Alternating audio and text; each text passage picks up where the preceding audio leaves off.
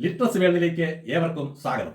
ഇന്ന് സെപ്റ്റംബർ 19, പഞ്ചായത്ത് രാജിന്റെ പിതാവ് എന്നറിയപ്പെടുന്ന ബൽവന്ത് റായ് മേത്തയുടെ ഓർമ്മദിനം. 1899 ഫെബ്രുവരി 19 ഗുജറാത്തിൽ ജനിച്ച ബൽവന്ത് റായ് മേത്ത സർവകലാശാല വിദ്യാഭ്യാസം പൂർത്തീകരിച്ചെങ്കിലും വിദേശ സർക്കാരിൽ നിന്നും ബിരുദം സ്വീകരിക്കാൻ വിസമ്മതിച്ച ഇന്ത്യൻ രാഷ്ട്രീയത്തിലെ പ്രമുഖനായിരുന്നു.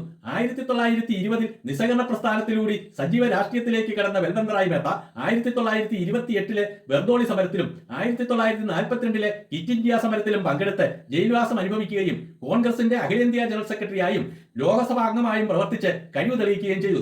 1957 ജനുവരി 16 രാജ്യത്ത് നടന്നുകൊണ്ടിരുന്ന കമ്മ്യൂണിറ്റി ഡെവലപ്മെന്റ് പ്രോഗ്രാമിന്റെയും നാഷണൽ എക്സ്റ്റൻഷൻ സർവീസിന്റെയും പ്രവർത്തനങ്ങൾ പഠിച്ച് തുടർ നടപടികൾ നിർദ്ദേശിക്കുന്നതിനായി ബൽവന്ത് റായ് മേത്ത ചെയർമാനായ കമ്മിറ്റിയെ കേന്ദ്ര സർക്കാർ നിയോഗിച്ചു.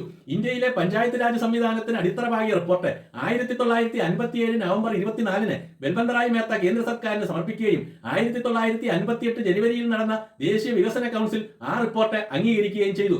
ജനങ്ങളാൽ തെരഞ്ഞെടുക്കപ്പെട്ട അംഗങ്ങളെ ഉൾപ്പെടുത്തി ഗ്രാമപഞ്ചായത്ത് ഭരണസമിതികൾ രൂപീകരിക്കണമെന്നും 5 വർഷത്തിലൊരിക്കൽ തെരഞ്ഞെടുപ്പ് നടത്തണമെന്നതും അടക്കം അധികാര വികേന്ദ്രീകരണത്തിനായി നിരവധി ശുപാർശകൾ കമ്മിറ്റി മുന്നോട്ട് വെച്ചു.